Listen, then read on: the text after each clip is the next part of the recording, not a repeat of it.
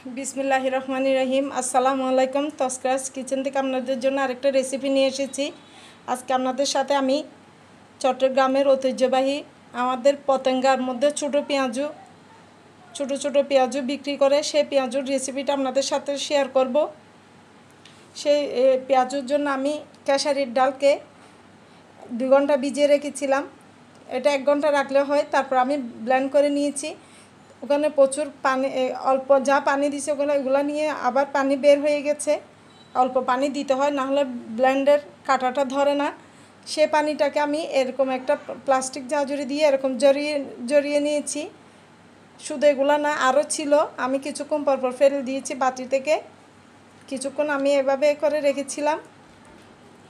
পানি থাকলে যদি এভাবে রাখেন তাহলে পানিগুলো ঝরে যায়। এবার পেঁয়াজুর খামিটা আমি রেডি করে নিব। এবার দিয়ে দিচ্ছি আমি 1 চামচ লবণ। 1 চামচের চেয়ে কম দিয়েছি।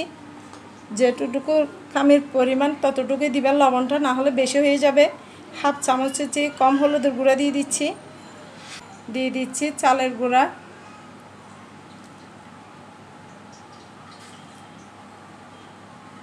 আমি একটু খুব মুচমুচে করব ছোটো ছোটো, এর জন্য এই 4 চামচের 4 চামচ আমি চালের গুঁড়া দিয়েছি।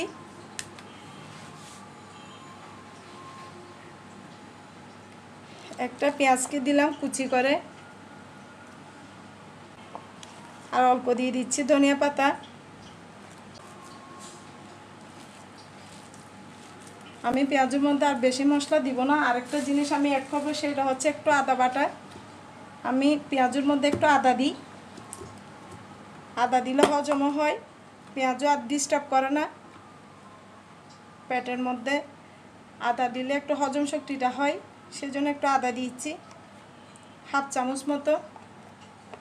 বা চার আমি কোনো কিছু মিশাবো না।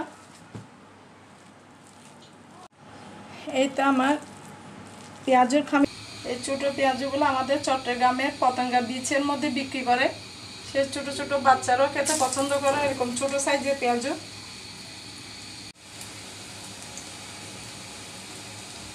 5টার দিকেরগুলো একটু উল্টে দিতে হবে। চুলার আঁচটা একটু মিডিয়ামও করে রাখতে হবে। বেশি হাই ফ্লেমে রাখলে কিন্তু তাড়াতাড়ি পুড়ে যাবে, ভিতরে একটু কাঁচা রয়ে যাবে। আমি মিডিয়াম করে রেখেছি।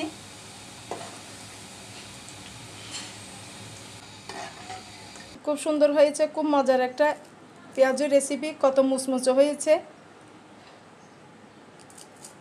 অনেক মুচমুচে, প্রত্যেকটা পেঁয়াজও মুচমুচে হয়েছে। আর পেঁয়াজ দিয়ে একটু ডেকোরেশন করে দিচ্ছি। ওরা ছোট ছোট প্লেটে করে বা বাটি করে আমাদেরকে এভাবে পেঁয়াজ আর শসা দিয়ে ডেকোরেশন করে দেয়। খুব মজা হয় এভাবে সালাদ দিয়ে। এই তো আপনারা একবার আমার মতো করে ট্রাই করে দেখবেন। যদি কোনো ভুল ত্রুটি হয়ে থাকলে ক্ষমা সুন্দর দৃষ্টিতে দেখবেন।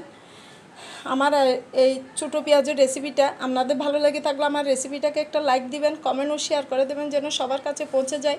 আপনাদের সবার সহযোগিতা কামনা করছি। আজ এই পর্যন্তই। আল্লাহ হাফেজ। আসসালামু আলাইকুম।